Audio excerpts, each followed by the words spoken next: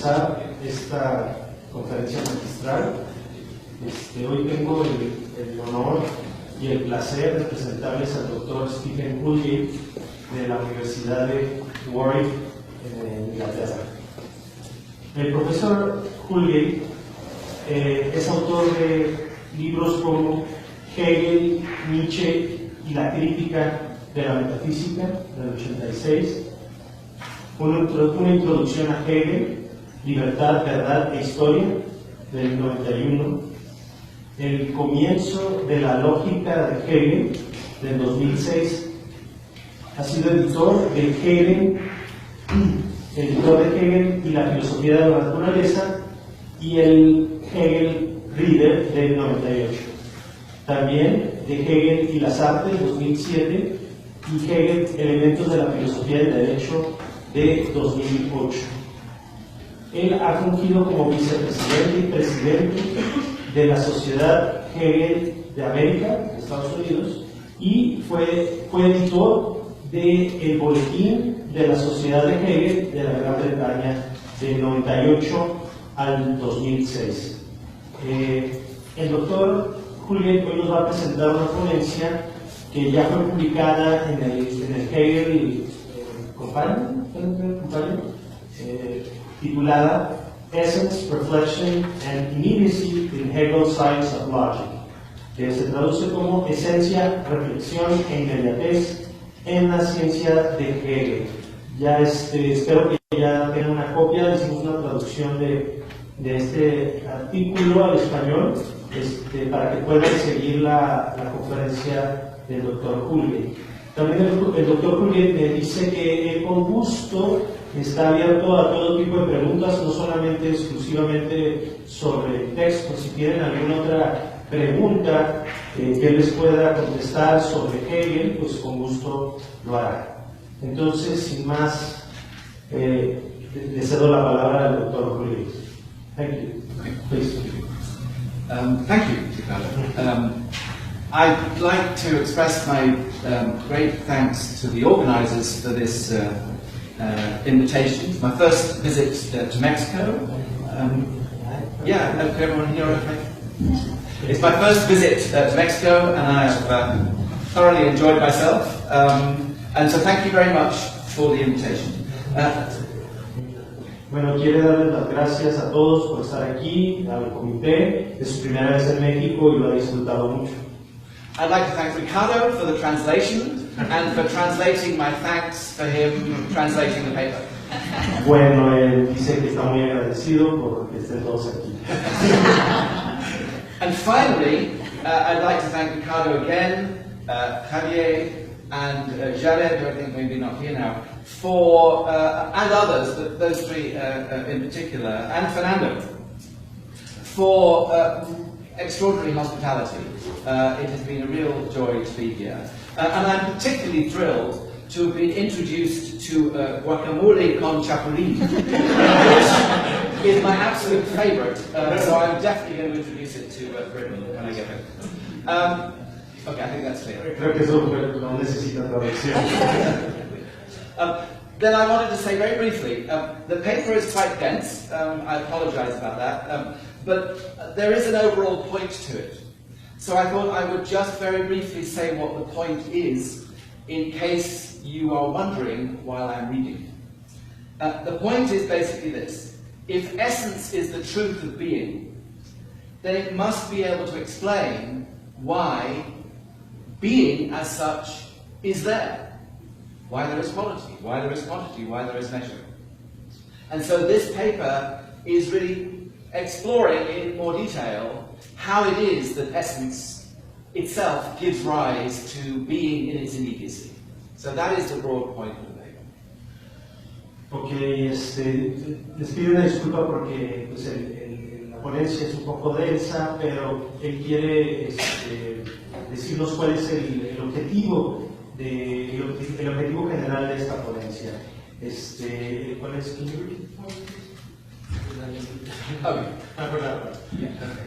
If essence is the truth of being, si la esencia es la verdad del ser, then essence must itself be able to explain why there is being. Entonces la esencia misma debe explicar por qué hay ser. And so my paper is trying to show in detail Entonces mi ponencia trata de demostrar en detalle how essence itself gives rise to the being that we see in the logic of being. y cómo esta esencia entonces hace surgir al ser que vemos en la doctrina o en la lógica de la essence or being, de la lógica del ser. So essence explains why there is being. That's the thing. Okay. The doctrine of essence, by Hegel's own admission, is the most difficult part of speculative logic. Much of this difficulty is due to the fact that Hegel equates the essence of things with the movement of reflection, reflexion. Even by Hegel's standards, reflection is formidably hard to understand. It is, he tells us, simply the movement from nothing to nothing and thereby back again to itself. If we are to appreciate what is distinctive in Hegel's concept of essence, therefore, we must explain why, in his view, essence turns out to be reflection, and how reflection itself gives rise to further concepts such as identity and difference. Hegel's doctrine of essence does not begin with our ordinary conception of essence, as the inner nature of things or their underlying substrate. It begins with the conception of essence that emerges at the end of the doctrine of being. The sphere of being is the sphere of immediacy, in which categories turn into one another, but also remain immediately distinct. So every something is other than its other, but there is still an immediate logical difference between being something and being other. The essence of being, for Hegel, is by contrast non-immediacy. Essence is the sphere in which nothing is simply and immediately what it is, that everything owes its identity to mediation by another. Once the essence or truth of being has been understood in this way, however, being's initial immediacy cannot be regarded as anything but an illusion, a shining. Being is initially understood to be the sphere of immediacy. Now, however, the truth of being has proven to be non-immediacy. That initial immediacy, therefore, can be no more than what being initially seems to be. Yet there is a problem lurking in what we've just said. For the contrast between the essence of being and being's illusory immediacy confers a certain immediacy on the essence itself. The essence is understood to be this, rather than that, to be the essence, rather than what is merely illusory. But that means that the essence proves to be immediately what it is, rather than what it is not. The essence of being, however, is non-immediacy. It cannot be the case, therefore, that the essence of being is immediately distinct from and other than being's illusory immediacy. For in the sphere of essence, there is no simple immediacy. Hegel's account of the relation between essence and illusory being, or seeming, traces the changes that are forced on essence by its thoroughly negative nature. These changes gradually undermine the initial, immediate difference between essence and seeming. Essence first changes from being that which is distinct from all seeming immediacy to being that which is responsible for all seeming immediacy. That is to say, essence comes to be understood as that which itself projects the illusion of immediate being, that which itself appears in the guise of immediate being. Illusory immediate being, or seeming, ceases thereby to be something distinct from essence, and comes to be seen as essence's own seeming, or the seeming of essence itself, der Schein des Wesens selbst. From this point of view, the sphere of immediacy, described in the doctrine of being, is simply what the essence itself initially seems to be. Yet this still preserves an immediate difference between the essence and its own seeming. That difference is finally eliminated when essence is understood to be nothing but the very process of seeming itself. At that point, there is no longer anything to essence beyond or other than its seeming. There is nothing that essence is immediately apart from its seeming. Essence, as it is in truth, therefore, is not simply distinct from seeming, nor is it that which seems. It is the very process of seeming, the process of seeming to be immediate being, and seeming to be distinct from such seeming immediacy. That is to say, essence is the movement from one seeming to another, from seeming to seeming, or the seeming of itself within itself. Das Scheinen seiner in sich selbst. Now earlier, Hegel equated seeming or illusory being with the immediacy of non-being. An illusion is not just nothing, but it has a character of its own. Yet, at the same time, it's not something real. It consists precisely in that which doesn't exist, that which is utter non-being.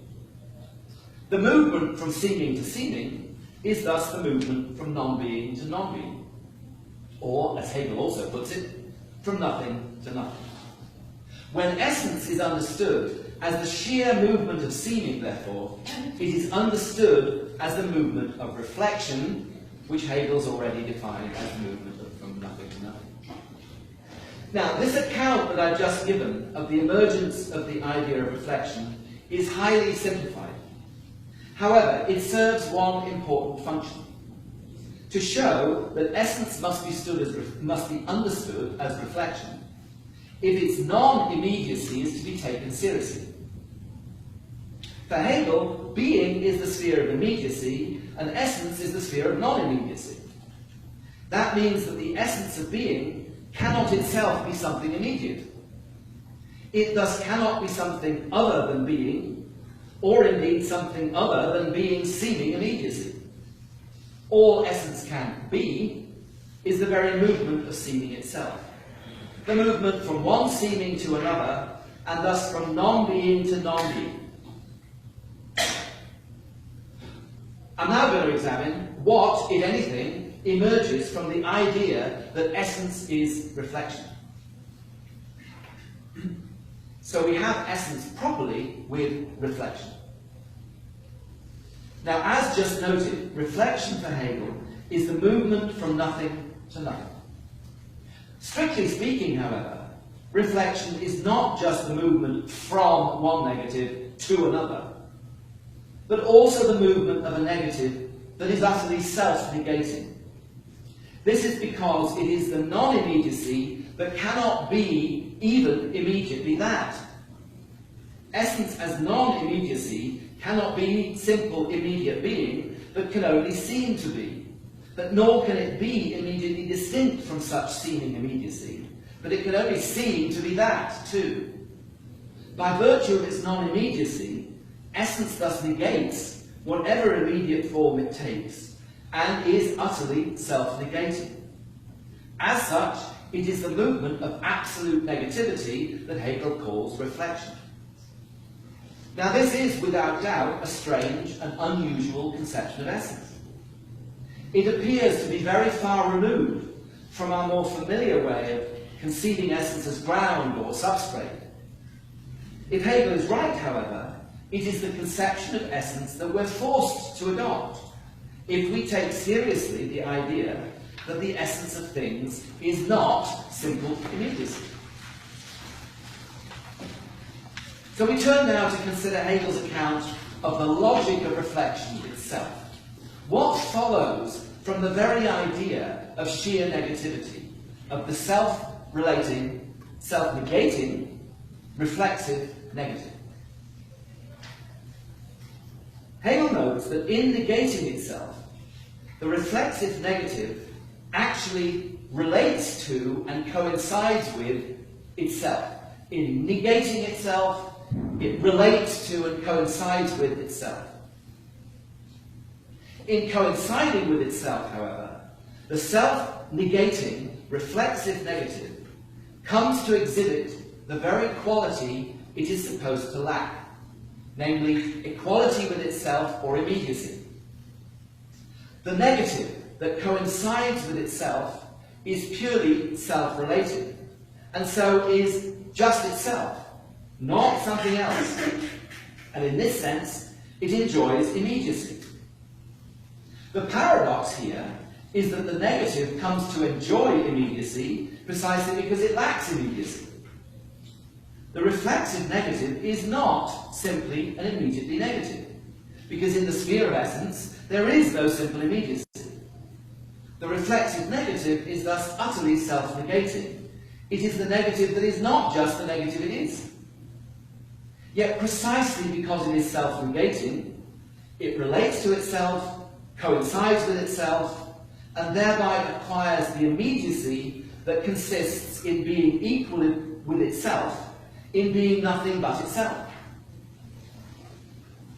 But this paradox is not quite as sharp as it seems, since we're talking here of immediacy in two subtly different senses. The reflexive negative lacks any simple immediacy, but it acquires what Hegel calls reflectierte immediacy. Such reflected immediacy is still immediacy. It consists in being what one is, being oneself, and in that sense is not utterly distinct and removed from simple immediacy. But it is immediacy that is produced by the movement of reflection rather than simply there. This immediacy evidently has a place in the sphere of essence, whereas all other simple immediacy has been exposed as illusory, at least for the moment. Hegel emphasizes that the reflexive negative acquires immediacy not by becoming something else, but by coinciding with itself in negating itself. The reflexive negative acquires immediacy, therefore, by doubling back or turning back on itself. Hegel introduces the idea of the turn back, the Rückkehr, with these words: Die Beziehung des Negativen auf sich selbst ist also seine Rückkehr in sich. In Miller's English translation, this reads, the self-relation of the negative, therefore, is its return into self. Yet the word return in the English version is subtly misleading, for it leads us to think that the negative becomes once again what it once was. Hegel's point, however, is that by turning back or recoiling on itself, the negative comes to exhibit an immediacy that it did not previously enjoy. It comes to acquire immediacy in the very movement of turning back on itself. In turning back on itself, the reflexive, utterly self-negating negative thus turns into a self-relating negative, a negative that is immediately itself, for the first time. The immediacy that arises in this way is not simple immediacy, since it is the result of the self-negating of the negative. The name that Hegel gives to such reflexive immediacy is positive being or positiveness, Gesetztsein. Positive immediacy is not simply immediate, precisely because it is posited by and so results from the negative self-negation. There's also a second immediacy associated with reflection. This is the immediacy of the very movement of self-negation, of reflection itself. The immediacy of the movement of positing, Setzen. So there's the immediacy posited by reflection, Gesetztsein, and there's the immediacy of reflection itself, Setzen. This movement of positing, exhibits immediacy because it does not relate to or become anything other than itself. At this stage in the logic, the movement of reflection is all that there is. Accordingly, Hegel writes, reflection is, I quote, positing insofar as it is immediacy as a returning movement. Not immediacy as a result, that's positiveness, but immediacy as the returning movement. Now note that with the concept of reflection, the concept of essence undergoes an important transformation. At the start of Hegel's account, the concept of essence served to reduce immediacy to mere illusion or shine. If the truth or essence of being is non-immediacy, then the immediacy of being with which we began in the doctrine of being can be no more than seeming immediacy. With the emergence of the idea of reflection, however, essence becomes productive rather than destructive of immediacy. It is now understood to posit immediacy, to bring it into being in a movement that Klaus Schmidt names creatio ex nihilo. Subsequent conceptions of essence as the ground or the cause of being will be indebted to, in fact, they'll just be versions of the idea of reflection as the positing of positiveness. When we get to causality, that is just a higher level positing of positiveness. The problem, however, is that the immediacy that is posited is not immediacy in an undiluted sense. It is immediacy that negates or sublates itself due to the fact that it is the result of, and so mediated by, the movement of positive. Positive immediacy always refers back to the reflexivity that gives rise to it. It bears the clear mark of its indebtedness for all to see, and in that sense it's not properly immediate. Now, not only is the immediacy of positive being, Gesetztsein, a mediated and therefore sublated immediacy, but so also is the immediacy of positing. This is because such positing is not pure unmediated positing, but also the presupposing, the pre-positing of an immediacy from which all positing begins, or at least appears to begin. This bit is a little difficult, I'm afraid, so I'll try and go slowly. Dieter Hendrich maintains that presupposing is the positing of something as quite independent of all positing. The problem with this interpretation, however, is that for Hegel, what is presupposed acquires independence only for external reflection, and we haven't got there yet. Presupposing as a moment of the initial absolute reflection, which is where we are, is not the presupposing of what is independent of reflection. It is rather the presupposing of what is simply and immediately negative and wholly dependent on reflection itself. So once again, presupposing isn't yet the presupposing of what is independent of reflection, it's the presupposing of a negative that is itself dependent on reflection. Now this is suggested in particular by the following lines from Hegel. Immediacy emerges simply and solely as return, and is that negative which is the illusion of the beginning that is negated by the return. Die Unmittelbarkeit kommt überhaupt nur aus Rückkehr hervor und ist dasjenige Negative, welches der Schein des Anfangs ist, der durch die Rückkehr negiert wird. So let's just look a little bit more closely at what Hegel's saying here.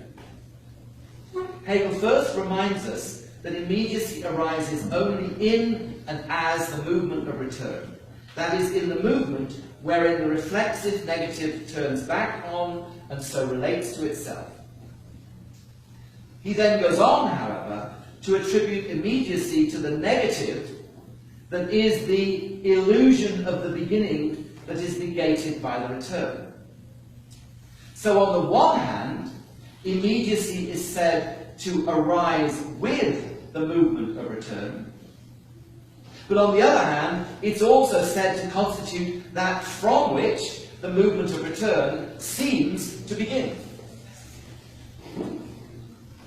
So once again, immediacy is said to arise with the movement of return, but on the other hand, it's also said to constitute that from which the movement of return seems to begin. So what is that from which the movement of return seems to begin? What is the apparent starting point that is then negated in the movement of return? Surely it must be the negative itself. What appears to happen, and I emphasize, what appears to happen in the movement of return is that an initial simple negative is negated with the result that a positive immediacy emerges. But this is only what appears to happen. For we know that the reflexive negative never is simply negative, but is self-negating from the start. The reflexive negative is always self-negating, and only as such does it negate itself into being a self-relating negative that exhibits immediacy. In truth, in the movement of reflection, there is no simple negative at the outset that is then negated, leading to the emergence of immediacy. Hegel suggests, however, that in the movement of self-negation, the negative is posited as the simple negative that is negated, leading to the emergence of immediacy. That is to say, the simple negative is placed by reflection before the immediacy that results. Or in other words, it is presupposed, pre-posited, as the origin of the process through which immediacy results.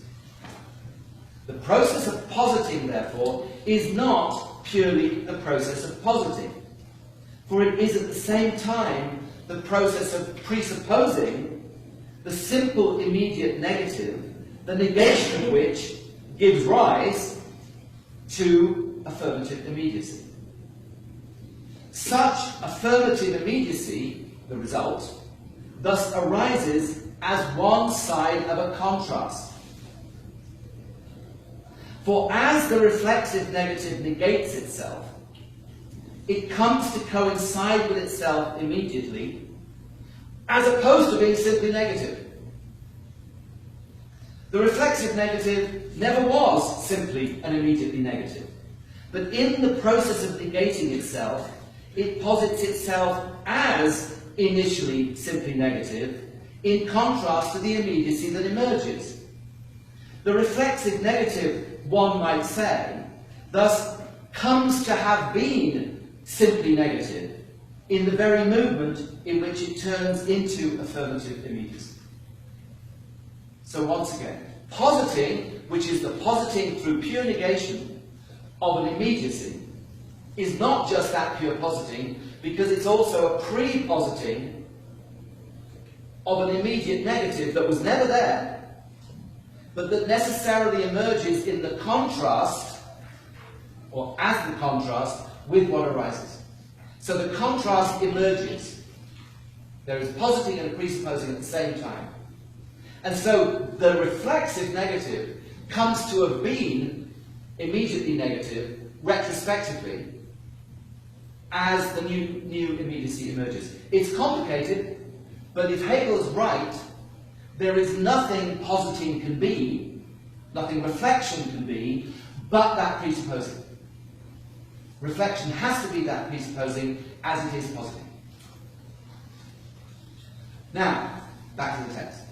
The simple immediate negative that is presupposed by reflection is thus nothing but a postulate of reflection itself. It appears to come first, but it actually owes its prior status to the very movement of reflection to which it appears to give rise.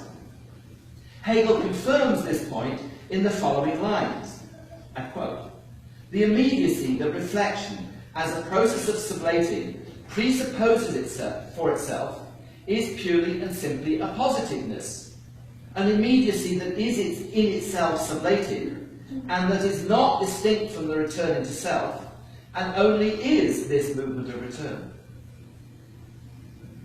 Hegel claims that the processes of positing and presupposing are one and the same. Positing is itself the movement of presupposing, and presupposing, in turn, is the pre-positing of what is presupposed. In each case, therefore, what is posited or presupposed is explicitly dependent on and indebted to the process of reflection. It is a positiveness that necessarily points back to the reflection that posits it. And so indeed does what is presupposed. What's presupposed bears the mark of being presupposed. Understood in this way, reflection is unable to give rise to a genuinely independent immediacy. Hegel goes on to argue, however, that reflection must give rise to such independent immediacy because it must presuppose an immediacy that is external to it. But this is a new thought we're going on to now. Now, I claimed above that Henry's account of presupposing is problematic.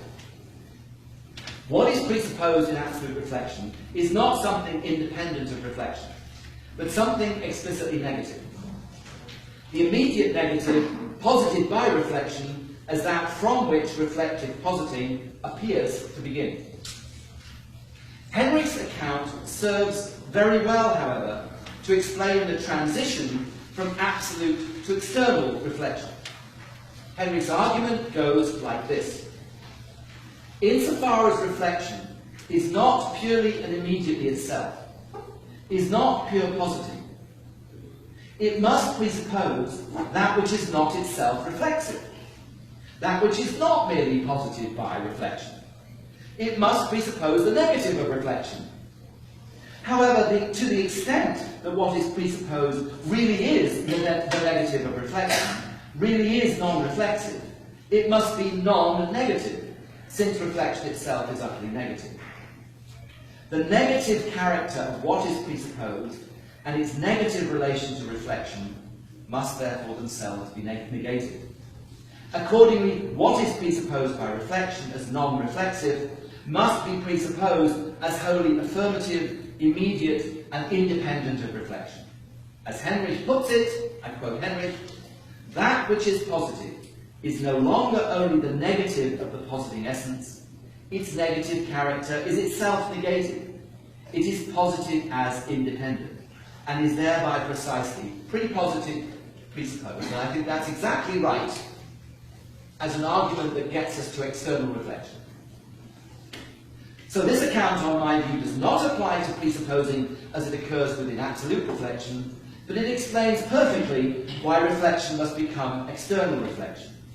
If reflection presupposes the negative of itself, then what it presupposes must itself be wholly non-reflexive and non-negative. It must therefore be affirmative, immediate, and independent of reflection. It must thus be presupposed by reflection as falling outside reflection, and so as not posited by reflection at all. Now, with the emergence of external reflection, essence undergoes another significant transformation. We've already seen that essence becomes productive rather than destructive of immediacy when it proves to be reflection. Absolute or positing reflection, however, produces no more than positive being. That is to say, it gives rise to being or immediacy that is explicitly dependent upon reflection. Absolute reflection thus behaves rather like Nietzsche, who can never let things be what they are by themselves, but always insists that what we relate to are our interpretations and our evaluations. When it becomes external reflection, however, reflection posits or presupposes genuine, freestanding immediacy, that which is not just reflexive. Yet reflection is still not understood explicitly to produce such freestanding immediacy through its own reflexive activity. This is because such immediacy is presupposed by reflection as falling wholly outside reflection. It's presupposed by reflection, therefore, as that which is not at all posited by reflection, but found by it. External reflection itself posits immediacy insofar as it places such immediacy outside itself. In doing so, however, external reflection suppresses the fact that it posits immediacy as lying outside itself. As Hegel puts it, I quote, reflection in its positing immediately sublates its positing, and thus has an immediate presupposition. In his further analysis of external reflection, however, Hegel emphasizes that such reflection is itself responsible for positing its own immediate presupposition. External reflection presupposes or preposits immediacy, but negates or suppresses its own activity of positing, insofar as it sets itself in relation to an immediacy that's external to it. In doing so, however, reflection remains the activity of positing. It actively sets immediacy outside itself as its presupposition. So, as Hegel writes, external reflection is immediately equally a positing. Now, this is not to say that what is presupposed by external reflection is now merely positive being, and so not genuinely immediate at all. That would be to reduce external reflection back again to absolute positing reflection. But we've seen reflection can't remain absolute. The logic of reflection itself requires it to become external. Reflection must presuppose its own negative. But the negative of reflection is immediacy.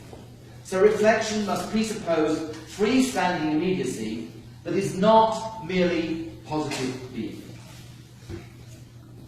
So, just let me go over that again.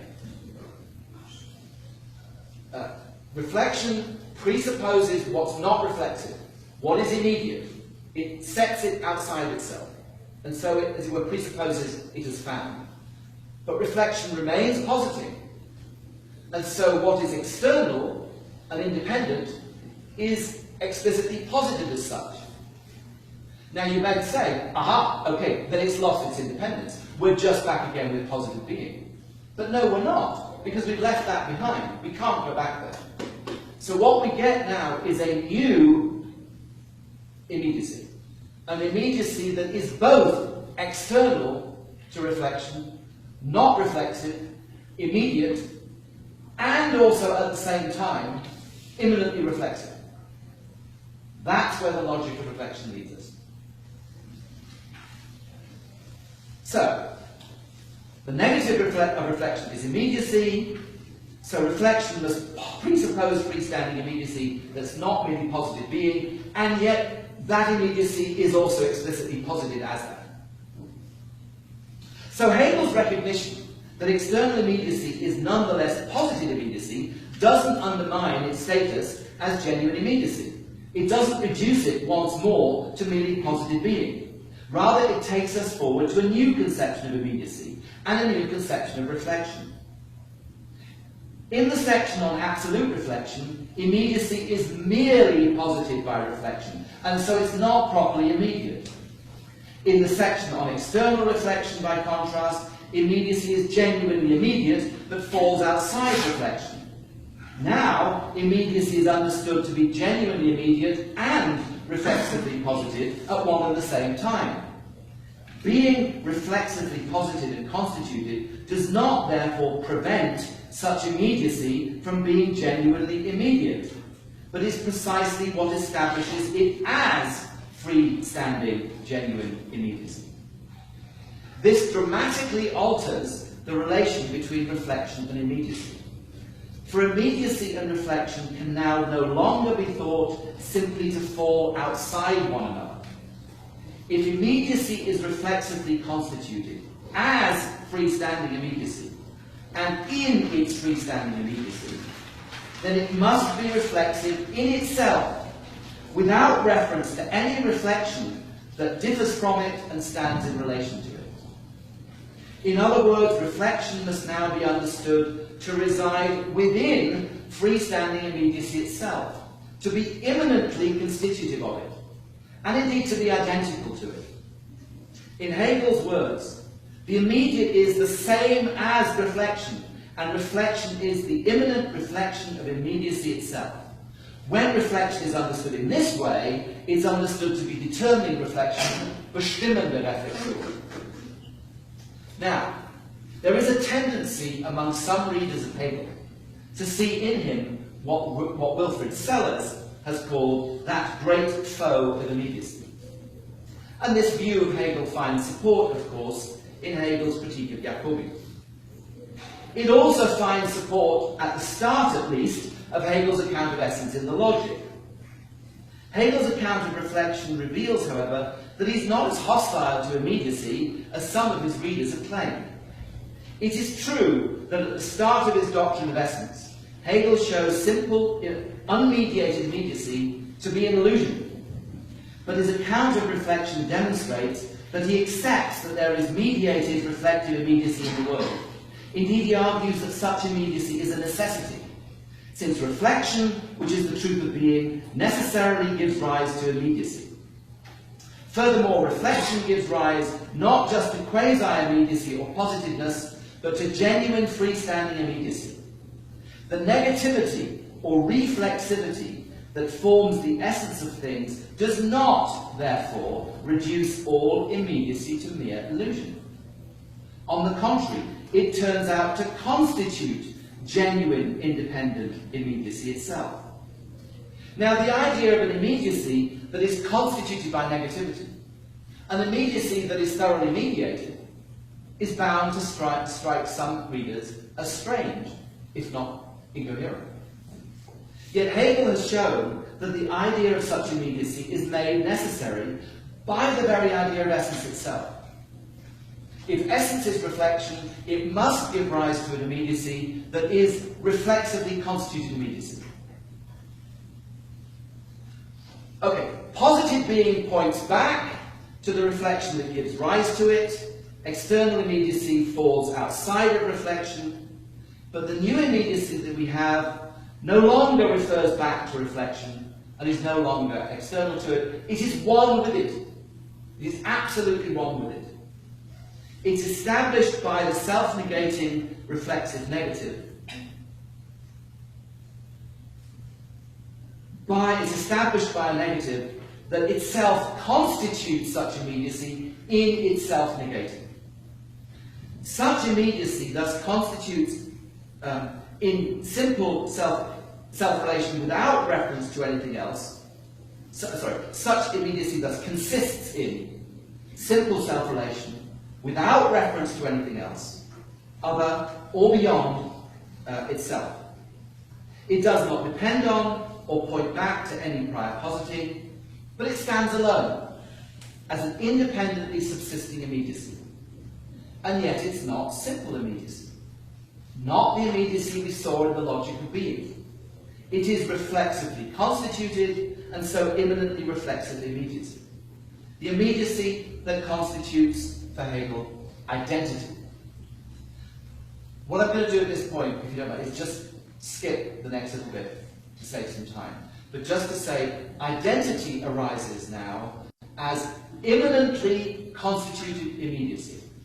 It's not merely positive being, it's not merely outside of reflection, it is that being that is immanently constituted by reflection.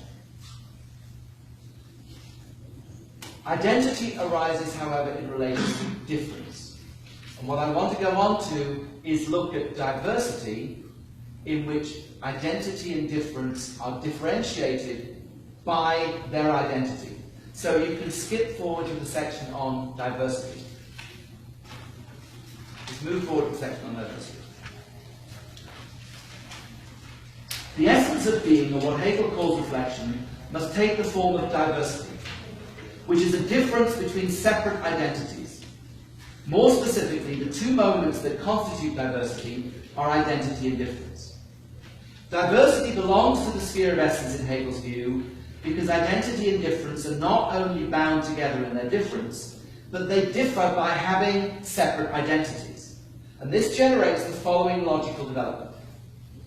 Identity and difference are diverse moments because they are separate and wholly self-related. This means, therefore, that as diverse moments, they are not distinguished from one another as identity and difference, but they're simply separate identities. These diverse moments are thus, as Hegel puts it, indifferent to the determinate difference between them. Now, Hegel's point here is significant. Insofar as things are thought of as diverse, verschieden, they're not thought to be intrinsically different or identical.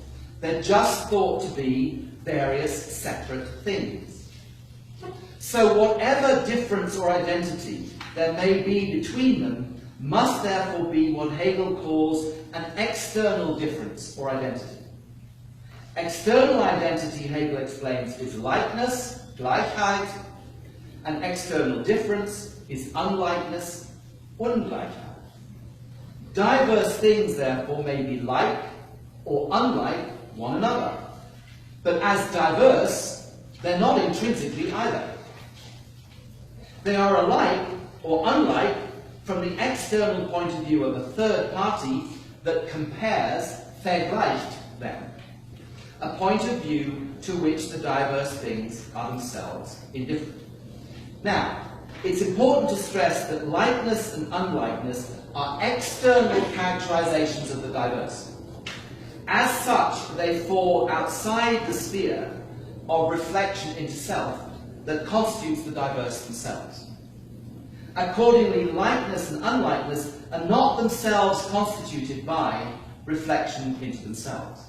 So they don't acquire an identity through differing from and being reflected back into themselves by the other. On the contrary, each has a certain immediacy of its own. Each one just is what it is in its own right and is not the other. Each one is thus applied separately to the diverse by external comparative reflection. The diverse are judged to be like one another or unlike one another. Or they are judged to be alike in this respect, but unlike in that respect. They are not, however, at least not initially, judged to be alike insofar as they're unlike, and unlike insofar as they're alike. I'll skip the quote. Now, the emergence of the ideas of likeness and unlikeness represents another important turning point in the doctrine of essence. For it is the first time in that the movement of reflection has given rise to immediacy that is genuinely non-reflexive rather than mediated and reflected. That is, it is the first time, it's the first time in the logic of essence that reflection has given rise to the immediacy we find in the doctrine of being. Positive being, external immediacy, identity, difference are not found as such in the doctrine of being. But my claim is that likeness and unlikeness have the characteristics of simple immediacy which belonged to the immediacy of being. I'm going to skip the quotation at the same time. Now, we saw earlier that non-comparative external reflection also set itself in relation to immediacy that was non-reflective. But that non-reflective external immediacy was itself presupposed by reflection, and so was just as much reflectively positive. This then led on logically to the idea of immediacy that is reflexively constituted as freestanding immediacy, or immediacy that is immanently reflective, namely identity. But what we've now got is subtly different from what we encountered before.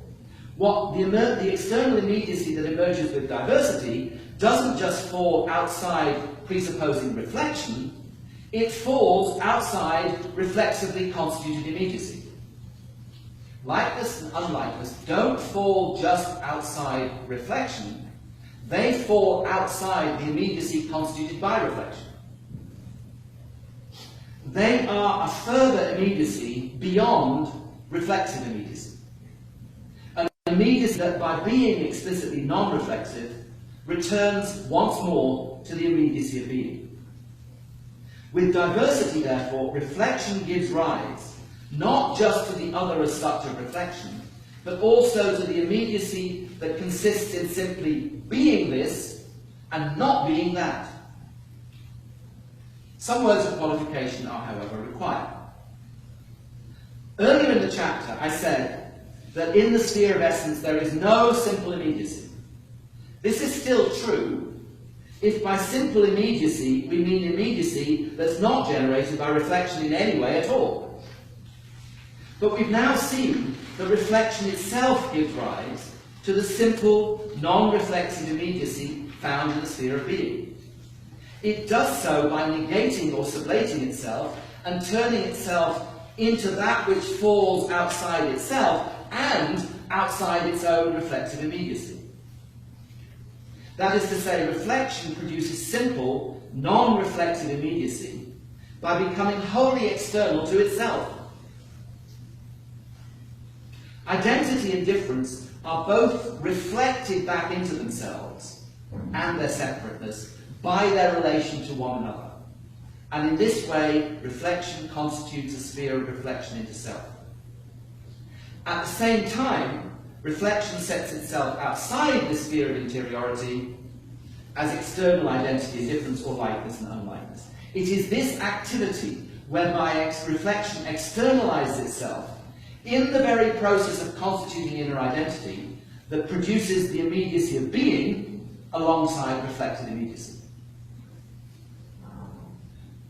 So this is all very complicated, but if I can just summarize it very simply, reflection first reduces immediacy to shine, then it reconstitutes it, but only as positive being, then it presupposes it as external, then it constitutes it immanently as identity, but now reflection has generated a new immediacy that falls outside of reflexive immediacy, and so is simple immediacy once again.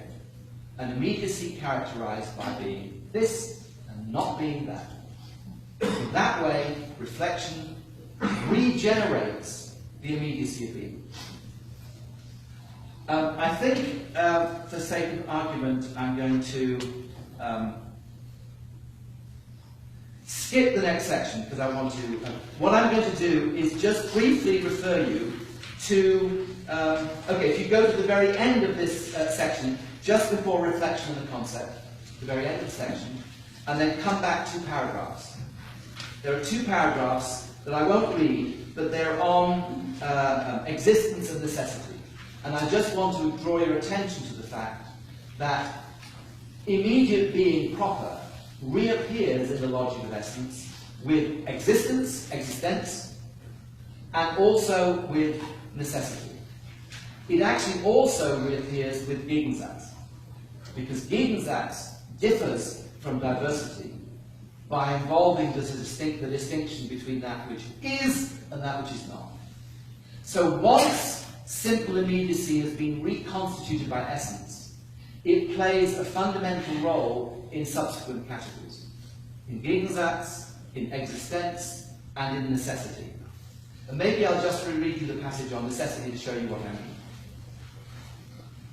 So the category of necessity, this is the last paragraph in that section, the category of necessity also represents a unity between the 2 forms of immediacy, reflexive immediacy and simple immediacy.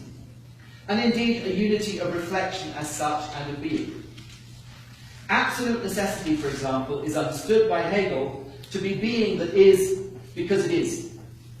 Nothing outside it grounds it, but it is absolutely necessary within itself. Now, such necessity is reflexive on the one hand, insofar as it has a ground.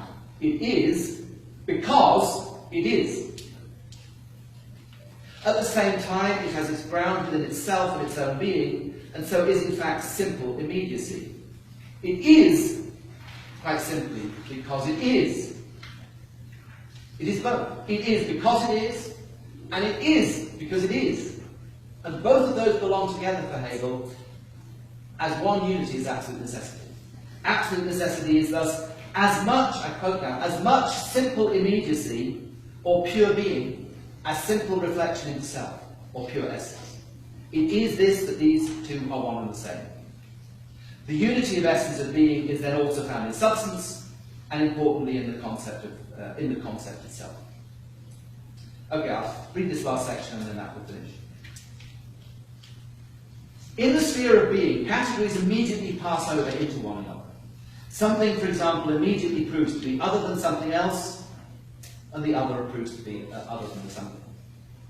In the sphere of essence, by contrast, reflection generates immediacy, and thus, in Richard Winfield's words, is the privileged determiner of what there is. As we've seen, reflection does so in various ways, by presupposing such immediacy, by constituting it immanently, or giving rise to it by externalizing itself. Once being proves to be concept, however, begriff, reflection ceases to play this determining role. For being ceases to be that which is produced or constituted, and proves to be wholly self-determining and self-developing. Reflection does not, therefore, underlie or ground the development of the concept, but being as concept determines and develops itself. Reflection thus becomes merely a moment with the immediacy of being of that development of concept. This is made clear in the lines that you can see that I won't quote for sake of time. It turns out, therefore, that reflection is not, I stress, is not the fundamental source of all immediacy after all. But it is, in fact, a moment within being as concept. So something of the strangeness of Hegel's concept of reflection disappears when we reach the logic of the concept. For it is no longer the case now, in the concept, that everything is grounded in sheer negativity. But self-negating negation, reflection, is revealed itself to be a moment of what there is.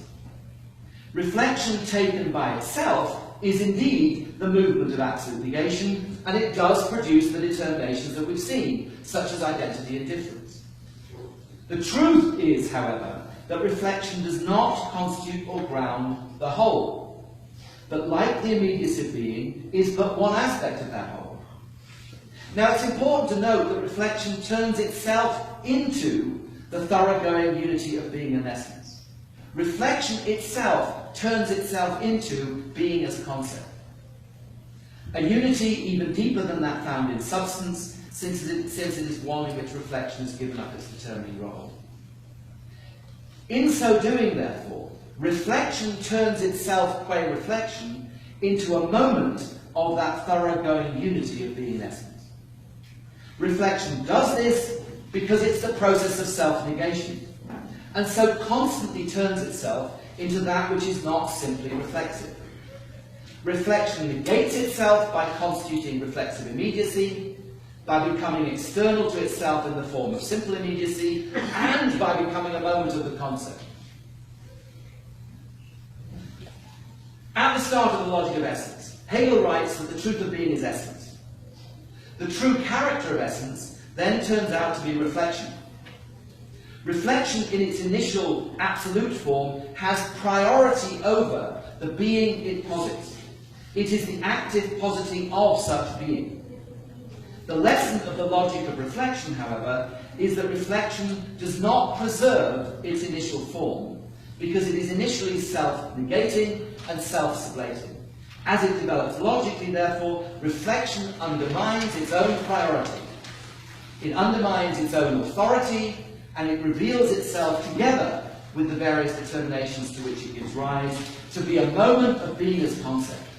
In this way, the logic of reflection and the logic of essence as a whole serve to prove that the truth of being is not just essence or reflection, after all, but the concept and eventually the idea. Thank you.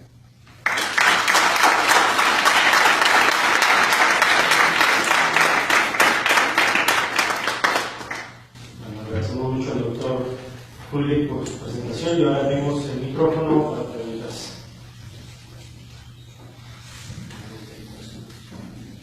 What did you say? If this is just two, they want one person. Because I realize this is pretty dense. Bueno, como ya mencioné, el doctor reitera que si tienen alguna otra pregunta que quizá no tenga que ver con la ponencia, también está abierta.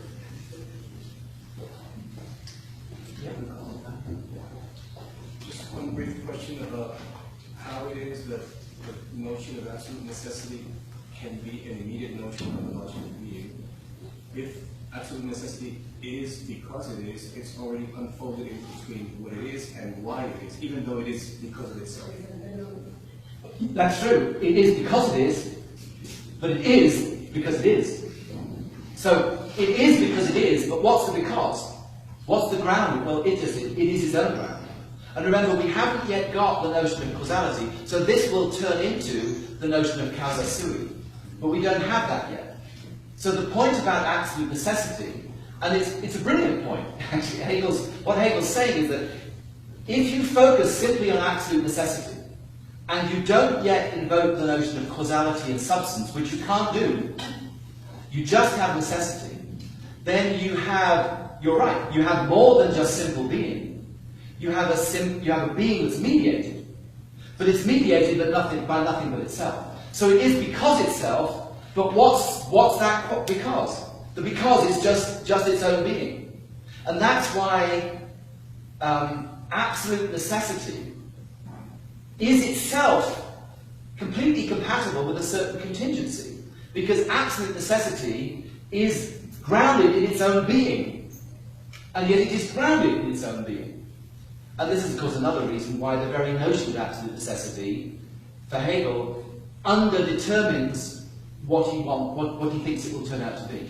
When you develop it properly, then the reflexive moment that you're talking about becomes more explicit as causa sui, but then even that gives way to the idea of self-development, as he says, So I think, can I just add one thought here? It's very popular in certain philosophers that follow Hegel, and certain people that criticize Hegel, to privilege mediation over immediacy. Immediacy is taken to be a mark of naivety. How can you be so silly as to think that there is immediacy? We know, Adorno knows, Gadamer knows, Heidegger knows. We always already know that all apparent immediacy is mediated. And Hegel is taken also to know that, and poor old Jacobi is taken not to know it. But, Hegel devotes a lot of time to Jacobi. He obviously doesn't just think he's an idiot, because what Jacobi is highlighting is the irreducibility of immediacy. And so what you get throughout the logic of essence is the combination of the two, mediated immediacy that is no less immediate because it's no less immediate because it's mediated, and no less mediated because it's immediate. Now, there are anticipations of that in people like Kant, but for some philosophers, that's just, an Höchstens Eisen, an oxymoron. And Hegel is a real challenge to those thinkers who think that philosophical acuity means getting rid of immediacy. Hegel says, no, it doesn't, because essence itself gives rise to itself, but you can only think that when you think reflection as radically negative. Reflection as negativity is always not being what it is. And so it is not even being pure mediation. It has to convert itself into an immediacy and into a moment of a greater unity. You won't see that. If you think of mediation as something positively on its own, if there's immediacy and there's mediation, then of course mediation can have a priority over immediacy, which is unshakable. Because you're being dishonest. You're giving mediation an immediacy of its own. But if you think mediation, as Hegel thinks it, as absolutely and utterly negative, so negative that it's not even itself, then it has to generate immediacy again. And I have to think, I know this is difficult stuff, but I think that is really, really important. And it's something post-Hegelians need to think a bit more about, because I don't think they do. I don't think this aspect of the logic of essence really gets through to subsequent critics of Hegel, and I think it's really important. Sorry, that's a long one. Bueno, la primera parte, no sé si quieras repetir tu pregunta en español o nada más procedo a traducir la segunda parte sobre la inmediatez. La pregunta era por qué él consideraba que el concepto de necesidad absoluta era inmediato y podría pertenecer a la lógica del ser. si el concepto de necesidad absoluta dice que el ser es porque es, y en el momento que el ser es porque es, ya está desdoblado en sí mismo, aunque es un desdoblamiento que es de sí mismo. Y por lo tanto, para mí no sería parte de la lógica del ser, sino de la ciencia, porque está desdoblado en sí mismo. Bueno, pues la respuesta ya quedó plasmada en inglés, pero lo que decía el doctor en la segunda parte es que, por lo general, gran parte de los filósofos consideran la inmediatez como algo subordinado a la mediación, ¿no? O a la mediatez. Dice Adorno lo sabía, Heidegger lo sabía, y pareciera que Hegel también está afirmando eso, que hay una prioridad de lo mediado, de la mediación sobre la inmediatez. Sin embargo, dice el doctor que Hegel sí le da un lugar especial a la inmediatez, que no es un lugar simplemente subordinado a la mediatez, ¿no? Dice, si pensamos la mediatez como la piensa Hegel, la mediatez incluso no puede ser lo mismo, no puede ser ella misma lo que simplemente es, sino que tiene que ser siempre reflexión, que no es igual a sí misma o que es siempre otra que sí misma, ¿no? Entonces, en este sentido, afirma que la inmediatez vuelve a emerger y que inmediatez reflexionada no es un tipo de inmediatez que se somete necesariamente o se soterra por la mediatez, ¿no? Y dice, incluso por eso le dedica tanto tiempo a Jacobi, y no porque pensara que era un tonto Jacobi, ¿no? Sino porque ve algo ahí que es muy importante preservar y que es la idea de inmediatez.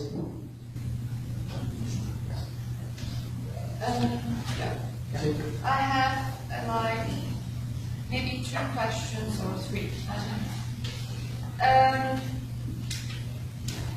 I think I understood that you said at some point that causality was the highest point of this relationship between positiveness and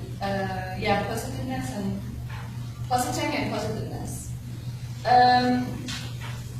If I rightly understood you, I don't know what this means. If we assume or we admit that at the beginning of, well, it seems to me that the beginning of the logic starts with this relationship referring to the concept itself. So if what you say is true, that would mean that the concept, one can understand the concept as being the cause of itself. But I think Hegel would not agree on that, because causality has it is problematic, right? He makes this point in the critique he does to Spinoza and the concept of causa sui, like the Ursache is the Sache, like the primary thing, but just separated of its effect.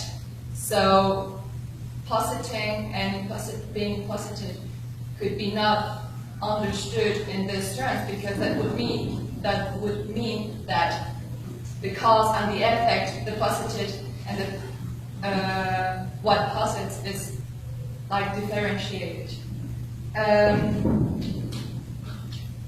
The next point, this is a very general question about 2 concepts Hegel uses to refer to essence, like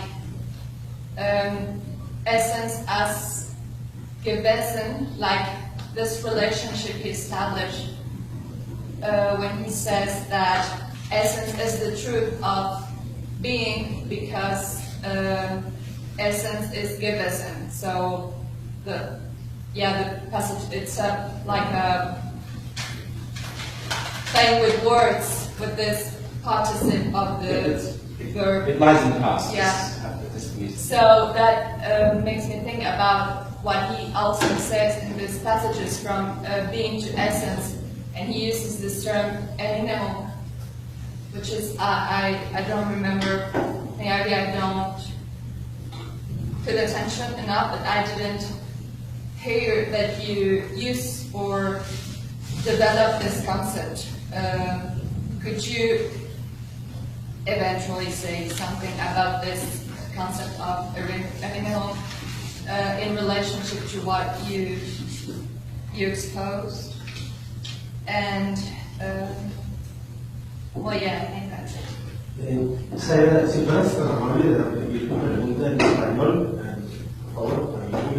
Bueno, de una forma muy breve, eran como dos preguntas. Una que tenía que ver con una cosa que me pareció que dijo sobre la causalidad. Dijo que la causalidad era el punto más alto a donde llegaba esta relación entre ser puesto y el poner, ¿no?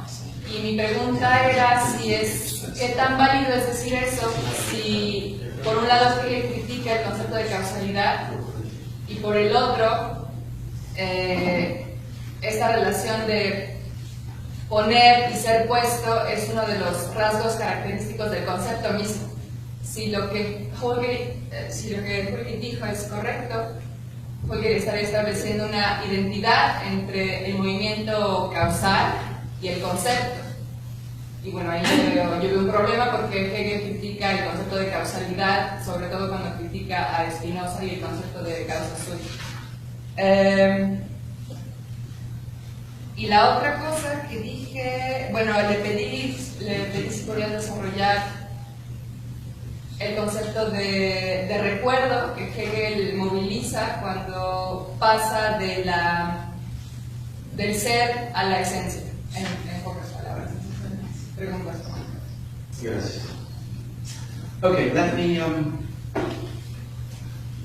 maybe let me say something about the second question first. Voy a empezar por la segunda parte de la pregunta.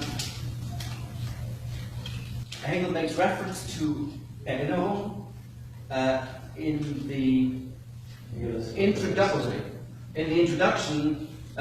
before he actually gets to the logic of the essential and the essential. Hegel hace referencia a Erinnerung en la introducción, antes de llegar a la parte de lo esencial y lo esencial. And he talks of a movement of knowing in which immediate being is innate, is inwardized into essence. Habla del movimiento donde el conocimiento se vuelve sobre sí. But he then says, if you think about the transition to essence in that way, this is die Bewegung als Weg des Wissens vorgestellt. No, vorgestellt. To think of the path to essence as going via Erinnerung is not to think the path to essence that Hegel's interested in. Okay, that was too much. Okay. So, all right, okay. There are two paths to essence. One is the path through the inwardizing of knowledge, knowledge going within itself to find the essence. Hay dos caminos para la esencia. Uno es volviéndose sobre sí, yéndose adentro de sí. The other path is the movement of being itself. El otro camino es el camino del movimiento en sí mismo. And interestingly, Hegel doesn't make any reference to Erinnerung when he's describing that path of being, the path of being itself becoming essence. Y curiosamente Hegel no hace ninguna mención de Erinnerung cuando habla de ese camino de conocerse. So I didn't mention that. Where I think something like Erinnerung does re-emerge is when reflection becomes Reflexion in sich, reflection in self. Entonces, cuando Hegel habla de Erinnerung es cuando se vuelve el movimiento de la reflexión se vuelve reflexión en sí mismo. But I think that you might want to make a connection with Erinnerung as inwardizing, but also as a memory of something that's past. That seems to me a nice metaphor, but it doesn't help us understand the logic. Okay, puedes hacer una conexión entre el ir hacia adentro y el recordar, y es una buena metáfora, pero eso no nos sirve para explicar el movimiento. No, ahí déjame decir, es que esa palabra epínemo en español es difícil de traducir porque no es solo memory, es recuerdo, no memoria. Y recuerdo no es como la traducción. Pero es que memory en inglés puede ser recordar y recuerdo. In German, it has the sense of internalizing and remembering. Yeah. And obviously, what Hegel wants to say is that when being moves itself from being into essence, initially, being is undone. Being is turned into an illusion. In that sense, being becomes that which has been. However, the whole point of my paper was to show that that's only the beginning. Then as we move through reflection, being is re-established as that which is. So the truth of being within essence is not just gewesen sein, it's sein, Dasein, Unmittelbarkeit. But in essence. In essence, yes. That's the point. That's the point I'm getting at. That in essence, the movement of reflection, once reflection gets going, reflection is the positing of being as gesetzt sein. But then when we later get to Gleichheit and Ungleichheit, we get einfache Unmittelbarkeit, simple immediacy. And that simple immediacy of being, which is, it's not just gewesen, it is, appears in existence, it appears in Notwendigkeit, and indeed there would be no transition to Begriff if we didn't have the co-presence of Sein and Wesen. So that gewesen sein of being is just the very beginning, and it too gets lost. We have to lose and forget, or that the pastness of being has itself got to get consigned to the past. Okay. Sorry.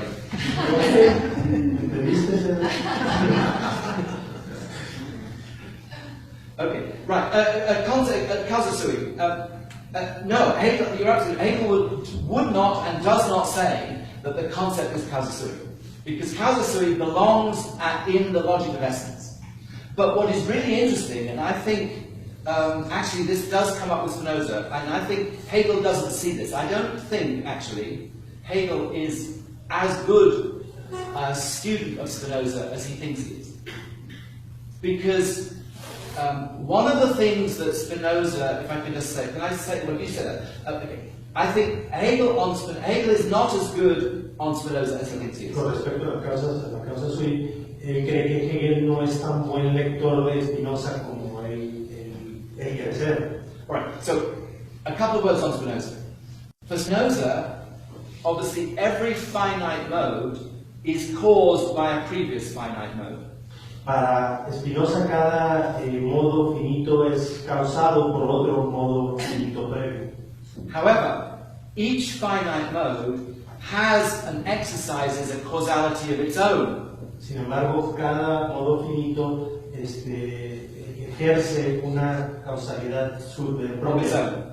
And the more rational the finite mode becomes, the more self-determining that finite mode is. Entre más racional se vuelve ese modo finito, The more rational a finite mode becomes, entre más racional se vuelve un modo, entre más racional se vuelve cada modo, cada modalidad finita, the more self-determining and self-causing it becomes. más autodeterminada y racional y Autocausante. se vuelve. So what Spinoza has, and the people miss this, people think, and Jacobi thought, that for Spinoza you just had a deterministic chain. So this causes that, causes that, causes that, causes that. Para Jacobi pensaba que para Spinoza solamente tenemos una cadena de determinaciones lineales. Esto causa esto, y esto causa esto, y esto, y esto, y esto. But that's not true, Pero eso no es cierto. because each cause, Porque cada while causa an effect, is also an original cause of its own. es una causa original por sí misma. Yeah. So each cause is caused to be Cada causa es causada the cause of itself. por la causa de sí. So for Spinoza, there's a certain self-causing Para Spinoza hay un in cierto autocausal every finite mode. en Now, cada modo finito. when Hegel gives his own logical account of causality, Bueno, Hegel da su propia recuento lógico de la causalidad. he speaks of an originality in each cause. Habla de una originalidad en cada causa. And that moment of originality, I think, is causa sui. Y ese momento de originalidad es lo que es causa sui. So, and what Hegel's interested in is the way in which the activity, the self-activity of the cause Lo que is interesa its, es ese como ese momento de la causa.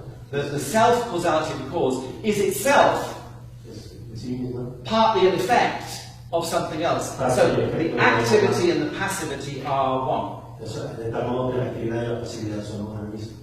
But what happens when Hegel thinks that through Pero cuando Hegel se pone, piensa, desarrolla ese pensamiento, bueno, lo desarrolla, is the very idea of causality gets broken down. la misma idea de causalidad se rompe, se descompone. So when we get to Bupiv, we no longer have causality, we no longer have causa sui. Por eso, cuando llegamos al concepto, ya no tenemos causalidad ni causa sui. I'll leave it now. Ahí está. Mike, there was some more. Sí, no, por favor. Deutsch, schwierig. Okay, good. Schwierig. Pero también intervenimos en español, ¿no? Die causa. Also ich werde es auf Englisch übersetzen und dann... Vielleicht nur eine Bemerkung als Kompliment. Bisschen lauter. Vielleicht nur eine Bemerkung als Kompliment. Ganz am Ende haben Sie behauptet, in diesen letzten Zeilen, dass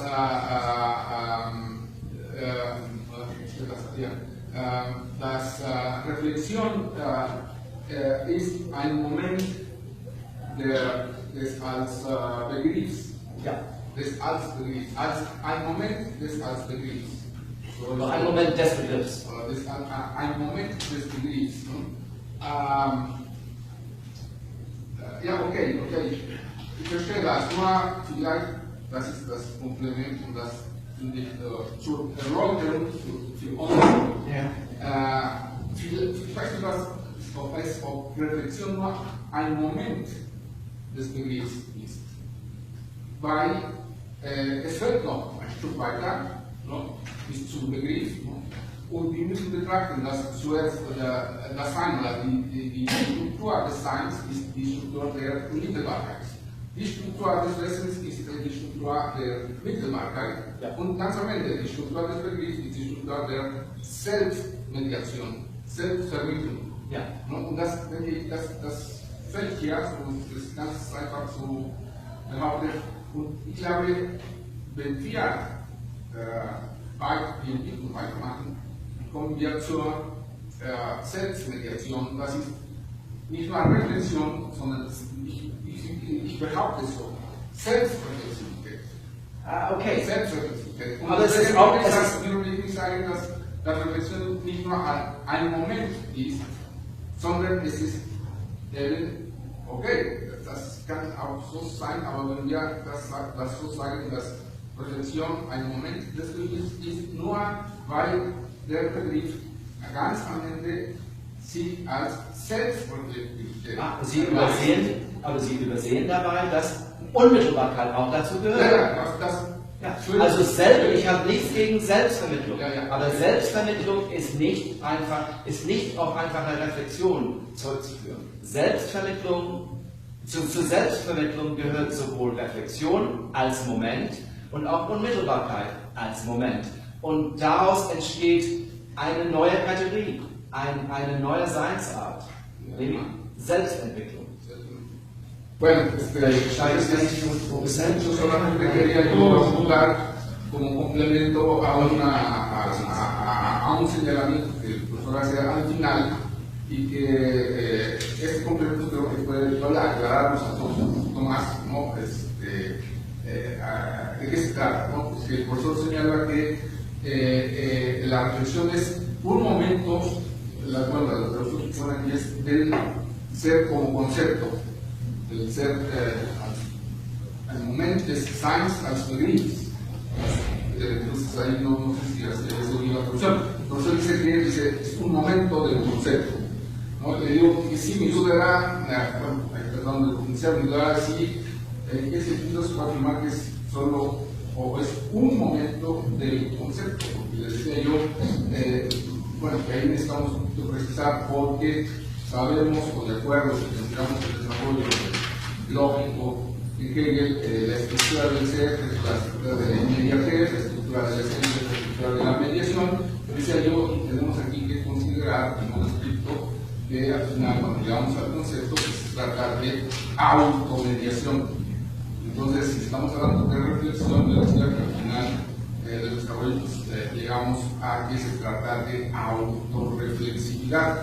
Y en ese sentido, si hablamos de autorreflexividad, vamos, decía yo, por lo de Magistral, trabajo ver cómo lo plantea, él, la reflexión es un momento. Yo decía, no es un momento, sino en cuanto a autorreflexividad al final es bueno, sí es momento, pero es algo todavía más constitutivo de todo el desarrollo, ¿no?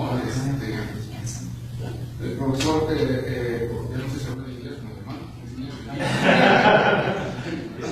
el profesor respondió que está de acuerdo, pero que yo paso por alto que si usted dejando fuera la inmediatez, que la inmediatez es parte de todo este proceso, y yo no, con eso estoy de acuerdo que la inmediatez es parte, solamente el acento en la última fase de la autorreflexividad, que es muy importante, y no, ya no sé qué más sobre el profesor. Yeah, can I add one other thing? There is a broader context to this, Hay un contexto más amplio de esto. and that is the context of the post-Hegelian critique of Hegel. Y este es el contexto de la crítica post-hegeliana a Hegel. For the sake of argument, I'm going to argue that Vamos sobre argumentar. much, if not all, of the post-Hegelian critique of Hegel in the continental tradition Que toda o gran parte de la crítica de Hegel en el contexto de la filosofía continental takes some form of reflexión for granted. da de hecho algún tipo de reflexión. And you can see this in the way that philosophers like Gadamer or Heidegger or Deleuze argue that Hegel's system presupposes what the system can't think. Y esto lo podemos ver en lo que argumentan filósofos como Gadamer, que dice que Hegel presupone algo que el sistema mismo no puede pensar. So from their point of view, their, what I would call reflexive position is that we're more profound than Hegel's Begriff. Entonces esto parece, o ellos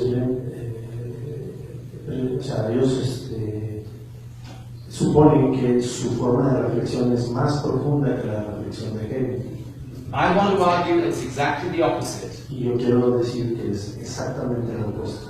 If you understand the logic of reflection, the logic of presupposing, the logic of conditioning properly, then you see that reflexion turns itself into a moment of Begriff, and it has to. Entonces, si entendemos bien la lógica de la reflexión de Hegel, vemos cómo la reflexión se vuelve un momento del concepto.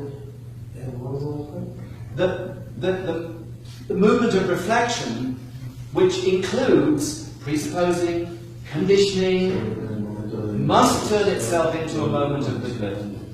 And my students, many of whom are steeped in Heidegger, Deleuze, Derrida, Foucault, they don't understand when I tell them. They say, oh, but surely, Professor, Hegel's just presupposing. And they don't understand when I say to them, think about that very question. Why do you assume that pointing to presuppositions is the proper philosophical move here? Entonces dice que muchos de sus alumnos le cuestionan o le dicen, pero Hegel está presuponiendo esto o el otro. Y él dice, bueno, piensa sobre esa misma pregunta, sobre la pregunta sobre el acto de presuponer. What Hegel does is he thinks why reflection takes the form of presupposing, why it takes the form of conditioning, but why it must go on to become something more and can't just remain that. Y Hegel se pregunta, o desarrolla la pregunta de por qué debe haber algo que presupone y cómo ese algo que se presupone se tiene que convertir en otra cosa más. Another way of putting this is to say that if transcendental philosophy or quasi-transcendental philosophy is a form of reflection, then transcendental philosophy must become speculative. Entonces, si suponemos que la filosofía trascendental o cuasi trascendental es una forma de reflexión, the transcendental philosophy must become speculative. entonces la filosofía trascendental se debe volver filosofía especulativa. So that is part of the broader issue that I think this analysis raises. Y esto es parte de la cuestión más general que este análisis suscita. Is there something else? A ver, ¿hay alguien más? Javier. Bueno, voy a hacer una pregunta sobre otro tema.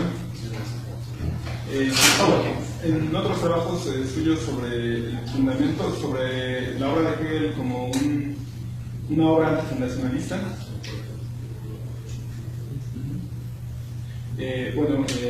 hace hincapié en este desarrollo de la esencia como no presuponiendo nada detrás, como lo hace en este artículo. Y eso se corrobora en el capítulo sobre el fundamento de la ciencia de la lógica. Entonces mi pregunta es, ¿qué papel juega el fundamento en la ciencia de la lógica después de ese capítulo? ¿El fundamento? Después del capítulo. ¿Cuál es el papel del fundamento después del capítulo del fundamento? Porque reaparece. Si Hegel es un pensador antifundacionalista. Okay. Yeah. First of all, non-foundational thinking means that you do not start with a ground or a presupposition or a basis. Dice que un pensamiento antifundacionalista es aquel que no parte de un fundamento o de una base. But it doesn't mean that the category of ground or presupposition cannot emerge groundlessly in the course of the logic. Pero eso no significa que la categoría de fundamento no puede aparecer sin fundamento en el desarrollo de esta lógica. So that's one thing. I think, though, that when Hegel says that the logic is the return into its ground, Cuando Hegel dice que la lógica es el regresar al fundamento, one has to be careful because in the course of the logic, the meaning of the term ground changes. uno tiene que tener mucho cuidado porque en el curso de la lógica el término fundamento cambia. So ultimately, DD becomes the ground, in inverted commas, of the whole movement, but it doesn't ground in the way that the pure ground grounds. Entonces, en ese sentido, el fundamento sigue funcionando, pero ya no lo hace como lo hace en el capítulo del fundamento. It's similar to the use of the term necessary. Es muy parecido a cómo se usa el término necesario. So when we get to the concept, we can describe the movement of the concept as absolutely free or necessary. Entonces, es como cuando estamos en la lógica del concepto, podemos describir el movimiento del concepto como absolutamente libre o como necesario. But it's no longer necessary in the strict sense in which necessity is thought in the logic of essence. Pero ya no se utiliza como se utiliza en la lógica de la esencia. El término necesario ya no se utiliza igual que se usaba en la lógica de la esencia. So it seems to me that what Hegel does is, as we move to later categories, earlier categories get taken up as modes and sometimes used, in English we would say almost in the manner of metonymy, to stand for the new structure. Entonces dice, conforme vamos avanzando, estos momentos que han sido ya superados son retomados, pero como se diría en inglés, se utilizan como una especie de metonimia, ¿no? Donde los tomamos, los utilizamos en ese sentido, en este nuevo desarrollo, en este desarrollo posterior a la misma categoría, al mismo concepto que se viene usando.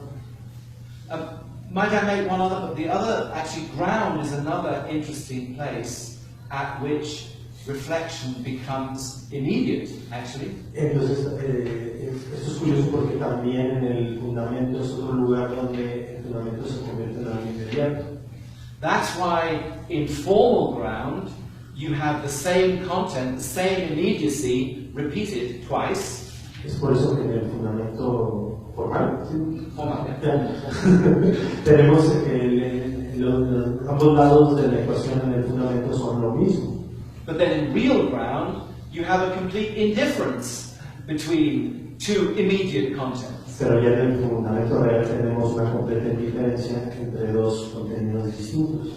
So the ground relation is another example of reflection producing immediacy. Entonces la relación del fundamento es otra forma en que encontramos cómo la reflexión produce inmediatez. And of course, the ground relation really transforms itself into the Hervorgang der Sache, the emergence of the matter. Por lo tanto, la relación del fundamento se convierte en the emergence of the matter at hand, the Hervorgang der Sache. Y se convierte en el surgimiento de la, ¿cómo lo traducimos? La cosa misma, ¿no? Yeah. So it's interesting that pero no cosa, sino como lo que es that movement. Oh, I don't want to go into detail, but that movement of the emergence of the matter out of its conditions really no longer represents a grounding relation anymore. So the grounding relation sort of undermines itself in Hegel. Entonces esto ya no representa el mismo tipo de relación que era el fundamento, ¿no? Incluso se la socava y ya quiere decir otra cosa completamente distinta. Ok, bueno, sí, ¿estamos mal? ¿No, ya no? Sí, Ah, bueno. Sí, por favor. Sí, aquí en la parte de la página 1 dice esencia y apariencia. Dice, de este modo, todo algo es otro de su otro. Creo que es así. Para que se pueda sacar el Okay, what was that? ¿Puedes volver a empezar, por favor? Sí, en la primera página dice en el tercer párrafo, dice, de este modo todo algo es su otro, es otro de su otro. ¿Sí? Creo que se está refiriendo a la parte donde Hegel en la enciclopedia dice la diferencia en sí es la diferencia esencial, lo positivo y lo negativo. De esta forma termina diciendo es su otro del otro, precisamente a lo que hace referencia aquí. Se está refiriendo a la unidad en la realidad o aquí propiamente. No, I'm referring to the section in the logic of being. No, me refiero a la sección de la lógica del ser. We have being, nothing, becoming, Dasein, etwas and anderes. La parte donde habla del algo y el otro. And my point was that although something is also an other, so the one concept passes into its other. Entonces, mientras que el algo pasa al otro, un concepto pasa a ser el otro, ese era su punto. Nonetheless, there is an immediate difference between being something and being other. Entonces, pero sin embargo, hay una diferencia inmediata entre ser algo y un otro. But when we get to Pero essence, cuando llegamos a la esencia, the categories explicitly contain one another. So the cause is the cause of the effect. pero cuando llegamos a la doctrina de la esencia, tenemos explícitamente que una categoría contiene a la otra. So the positing is the positing of the positive. Así que el poner es el positing El poner es el... ¿bien? The positing of the positive. Okay, entonces el poner es el poner del opuesto. So you don't have that same immediate difference. Así que no tenemos esa misma diferencia inmediata. So whereas something and other, they pass into one another, but they have an immediate difference, or being in itself, being for other, finite and infinite. But the categories of essence aren't like that. So the positive and the negative are different. Entonces, en el algo del otro tenemos un constante pasar el uno al otro, pero que aunque esté ese pasar el uno al otro, hay una diferencia entre el uno y el otro. En la doctrina de la esencia ya no tenemos ese tipo de relación. The positive is the self, is itself as positive, positive, not negative. Lo positivo es como positivo, pero no negativo. So, and Hegel even says it's independently, the determinations of reflection are independently bound up with their negative. They don't have a separateness. Because the determinations of reflection, or if we think of the positive and the negative, because they are independently bound to their negative, so the positive is itself, positive, not negative. Entonces, en las determinaciones de la reflexión tenemos determinaciones que están unidas, por ejemplo, en un sentido positivo, porque no son negativas. Maybe an easy way to put it is to say that the categories of essence are more explicitly relational than the categories of being. Otra manera de decirlo, o de una manera sencilla, es decir que las categorías de la esencia son explícitamente relacionales y no inmediatas en ese sentido.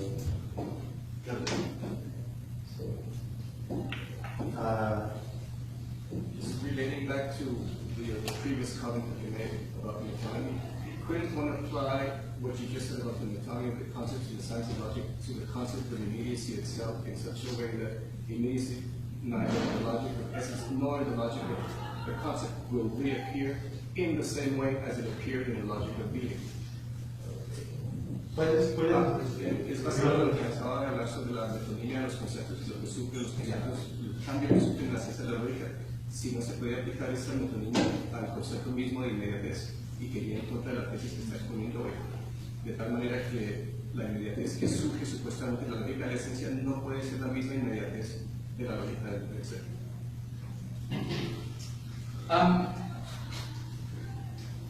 I don't think that's right, because what emerges when, for example, Hegel's discussing the category of existence. Creo que eso es incorrecto porque, por ejemplo, cuando Hegel está pensando o está elaborando sobre la teoría de existencia, existence is not just Dasein, it's, if you like, reflexively constituted Dasein. Okay, entonces existence no es el ser ahí sin más, sino es el ser ahí, el Dasein constituido reflexivamente. Y ahora estoy buscando algo de interesante. It has just kind of it. Okay. And Hegel describes it as existence as the restoration of immediacy or being, and he says that immediacy is, I quote, exposed to the becoming and alteration of being. So the change or alteration that belonged to ephas comes back in again with existence.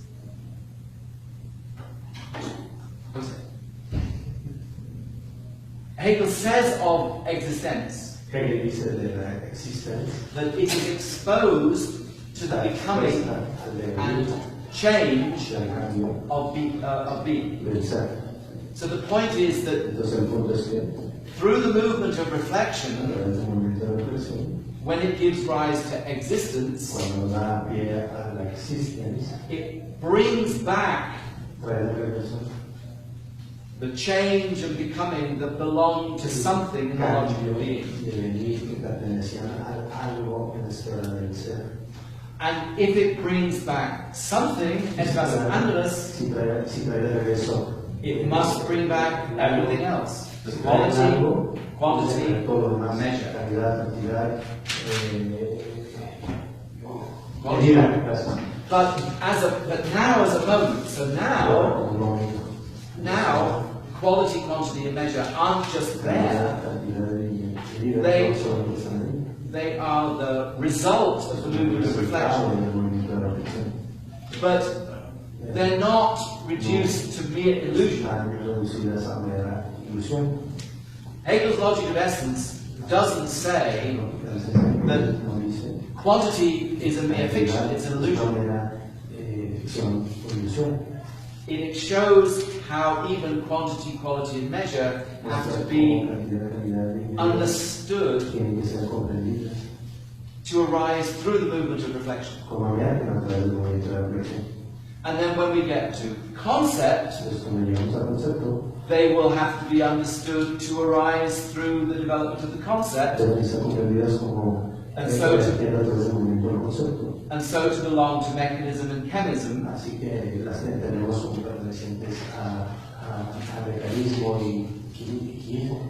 And remember that much of measure belongs to chemism. But you can't think that thought in the logic of being. Hegel gives chemical examples in the logic of being, but he can't think measure logically as an expression of chemism in the logic of being.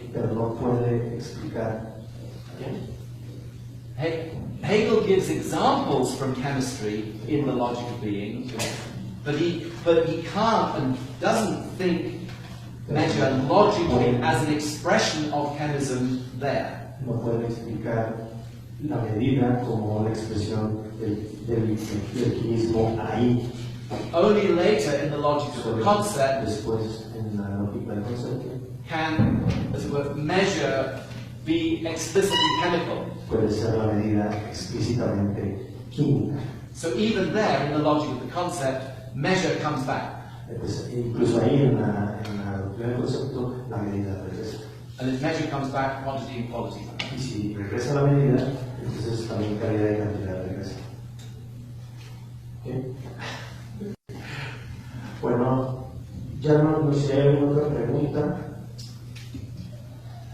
¿No? Bueno, pues con esto concluimos esta mesa. Quiero agradecer al doctor Houlgate y quiero agradecer a todos los que participaron por estar aquí. Con esto, pues formalmente damos clausura a nuestro cuarto Congreso de Estudios Hegelianos. Esperamos que haya sido de su agrado y los invitamos a un pequeño brindis que habrá posteriormente. Muchas gracias.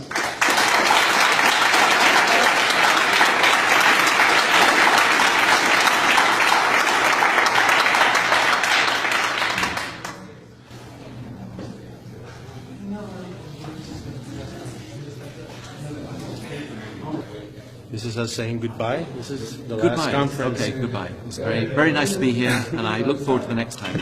Thank you, Doctor. And more chapulín. No? Goodbye, everybody.